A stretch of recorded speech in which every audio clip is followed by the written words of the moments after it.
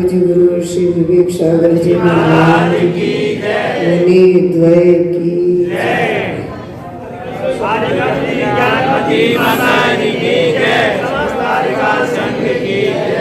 एक शेर था, उसके घर में नई बहू आई थी, काम कर रही थी। काम करते करते उसके लोटे पानी से ठोकर लग गई और जैसे ही ठोकर लगी पानी नाली में बह गया तो उसके ससुर जी को बहुत गुस्सा आ गया। उस ससुर जी ने उसको बहुत डांट लगाई। तो उस बहू को ऐसा लगा कि ये पिताजी मेरे को चाहते नहीं हैं, एक लोटा पानी के लिए मुझे इस प्रकार डांटते हैं तो मैं इनके घर में ऐश आराम की ज़िंदगी कैसे व्यतीत कर पाऊँगी। और वो इसी बात को सोचते सोचते डिप्रेशन में आ गई। डिप्रेशन में आई तो उसका सोना, खाना, पीना, बोलना सब कुछ समाप्त हो गया और वो दिन प्रतिदिन दुबली होने लगी। तो एक दिन सेठ जी एक व्यक्ति को लेकर के आए कि मेरी बहुत दुबली क्यों हो रही है, हमारे घर में कोई कमी नहीं है फिर भी ये दुबली हो रही है। तो वैद्य जी ने नाड़ी देखी। अब नाड़ी में वो डिप्रेशन आता नहीं है क्योंकि वो मानसिक बीमारी है। और वैद्य जी ने सोचा कि अगर कुछ दवाई नहीं देता हूँ तो मेरा वैद्यपना भी निष्फल होगा। इसलिए उसने कहा कि देखो इनको मुक्तापिष्टि देंगे और मुक्तापिष्टि के साथ में इनको मुनक्का खिलाना है, अनार का रस पिलाना है और अच्छा चुआवे का दूध पिलाना है और आपकी बहू ठीक हो जाएगी। मुक्तापिष्टि आप मोती दे दे तो मैं बना दूंगा, नहीं तो बाजार से आ जाएगी। सेठ जी ने सोचा कि अच्छे मोती की पिष्टी बनवाना चाहिए, अपनी बहू की बात है। और उन्होंने मुनिम से कहा कि जाओ 2 तोला मोती ला करके वैद्य जी को दे दो ताकि ये पिष्टी तैयार कर देंगे। और मुनिम जी मोती लेने चले गए और बहू रानी कहती पिताजी मैं ठीक हो गई, मैं ठीक हो गई, आप दवाई नहीं मंगवाओ, मोती नहीं दो। वो ये सोच रही थी लाखों के मोती बिना ही बात के खत्म हो जाएंगे। बीमारी तो मेरे मन की है कि पिताजी मुझे चाहते नहीं हैं। अब मुझे समझ में आ गया कि पिताजी मुझे कितना चाहते हैं। बिना सोचे विचारे लाखों की दवाई करवाने को तैयार हो गए। और मैं इनके बारे में ऐसा ऐसा सोचती रहती हूँ। उसने कहा पिताजी मैं ठीक हो गई, आप तो बिल्कुल निश्चिंत हो जाओ, 7 दिन में मेरा वजन बढ़ जाएगा और बिल्कुल मेरे को नींद भी आने लगेगी, मैं खाने भी लगूंगा, सब हो जाएगा। सेठ जी का ऐसे कैसे हो जाएगा, बिना दवाई के कोई ठीक नहीं होता, दिखाने मात्र से ठीक नहीं होता। उसने कहा देखो तो आप पिताजी विश्वास करो। तो पिताजी ने कहा कारण बताओ, ऐसी क्या बात है जिसके ऊपर तुम बिना दवाई के ठीक हो जाओगी। कि पिताजी आपके ऊपर मेरे को भ्रम हो गया था कि आप मुझे नहीं चाहते हैं। कैसा भ्रम क्यों हो गया, इसलिए हो गया कि आपने मुझे 1 लोटा पानी के लिए डांटा था कि 1 लोटा पानी तुमने बिना देखे चल करके लुढ़का दिया। मैं ऐसा सहन नहीं कर सकता, मेरे घर में ऐसा अपव्यय नहीं चलेगा। तो मेरे को ऐसा लग रहा था कि आप मुझे नहीं चाहते, लेकिन आज मुझे समझ में आ गया कि आप मुझे बहुत चाहते हैं।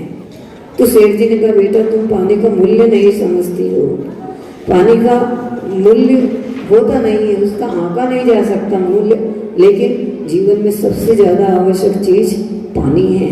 और हमारे घर में 24 घंटे पानी की आवश्यकता होती है और हम सबसे ज़्यादा दुरुपयोग पानी का करते हैं। हम पानी का मूल्य नहीं समझते। उस सेठ ने अपने जीवन की एक घटना सुनाई कि बेटा मैं घी का व्यापार करता था, छोटे छोटे गांवों से घी ला करके शहरों में बेचता था। एक बार मैं घी लेने के लिए गांवों में गया और पूरे टीन वगैरह भर करके गाड़ी में रख दिए। तभी उस घी वाले ने कहा सेठ जी भोजन करके जाओ, कब पहुँचोगे, गर्मी के मौसम है, रास्ते में तबीयत बिगड़ जाएगी। तो उसने अच्छी उड़द की दाल और बाटी बनाई, बाटी में घी नहीं डाला, बाटियों को घी में डाल करके मुझे खिलाया। और जब मैं ऐसी उड़द की दाल और घी की बाटी खाने बैठा तो भूल गया कि पानी भी पीना चाहिए मुझे।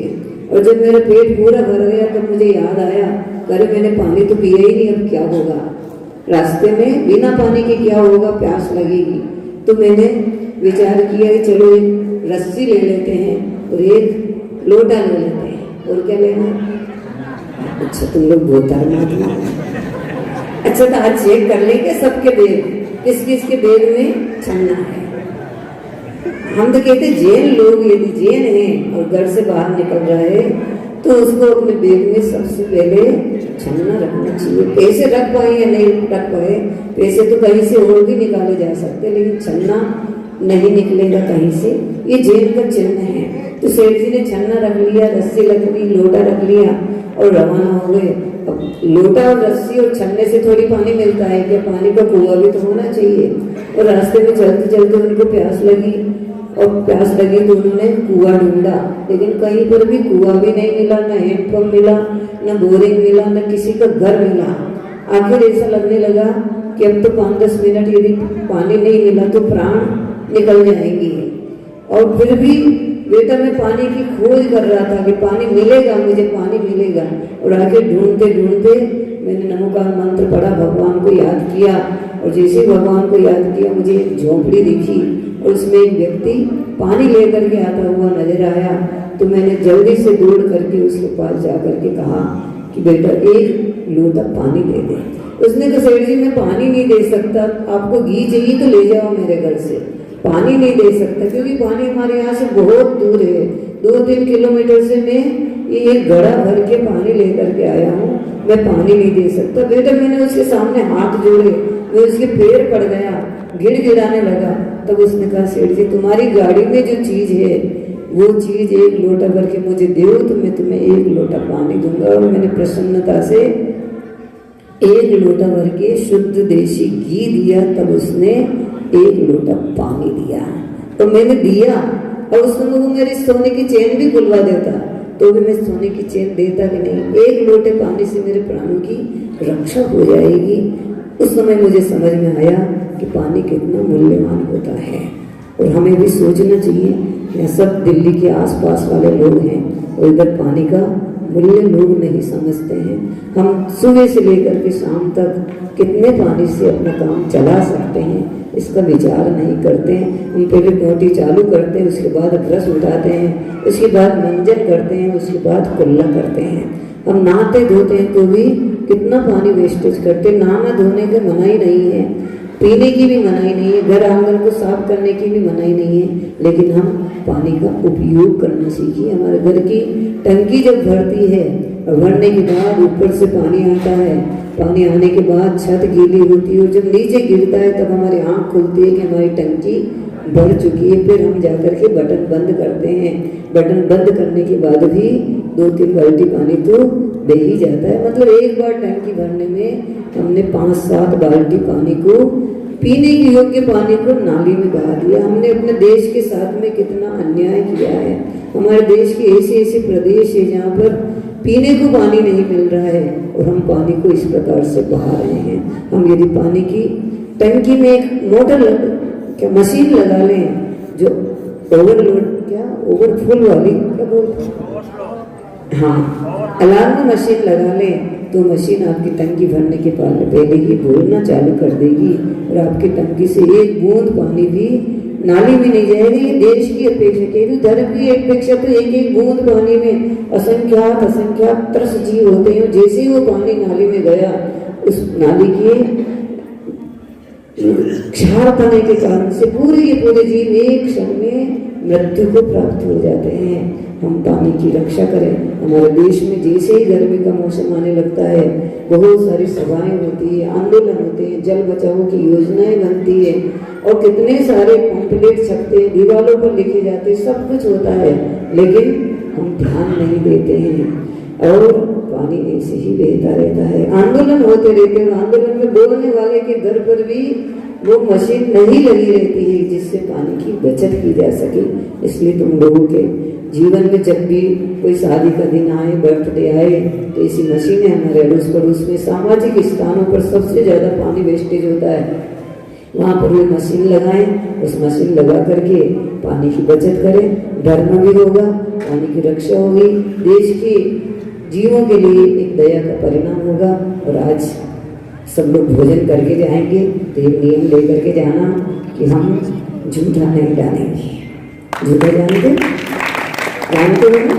झूठा नहीं डालेंगे। और कोई जबरन परोसने लगे कि नहीं नहीं एक लड्डू तो आपको लेना ही पड़ेगा, तो कहना भैया एक लड्डू 5 रुपए का, तो उससे 5 गुना पैसा 25 रुपए पहले रख दे, उसके बाद एक लड्डू रख दे। ठीक है ना, कोई जबरन भरोसे नहीं, एक लड्डू तो आपको लेना ही होगा, तो अनुमान लगा लेना उस चीज का मूल्य क्या है, उससे 5 गुना पैसा मंदिर के भंडार में धार करके जाना। यदि मजबूरी से तुम्हें झूठा डालना पड़ेगी, एक पूरी झूठा डालने लग पड़ी, तो एक पूरी का अर्थ कितने रुपए हो जाएंगे? 50 रुपए की एक पूरी। अच्छा 10 रुपए की एक पूरी, उससे 5 गुना पैसा मंदिर के भंडार में डालने के बाद जाना, ताकि तुम अपनी जिंदगी में कभी भी झूठा डालने का विचार नहीं करो। ऐसे ऐसे लोग, एक व्यक्ति ने आके बताया था, माता जी आपने मैंने 72 साल की उम्र में पहली बार बिना झूठा डाले भोजन किया है, वो आपने 5 गुना पैसा पनिशमेंट बता दिया था इसलिए, नहीं तुम्हें तो झूठा डाल के आता हूँ, फ्री फंड का मिल रहा है क्यों नहीं डालेंगे, खाते खूब और झूठा डाल के आते। तुम लोग नियम लेकर के जाना, आज का ही नहीं, मैं तो सोचती जिंदगी भर के लिए नियम लेके जाना। चले अपने घर हो भले बाहर हो, हम कभी झूठा नहीं डालेंगे। यदि झूठा डालोगे तो अगले भाव में झूठे से भी पेट भरने की व्यवस्था नहीं होगी।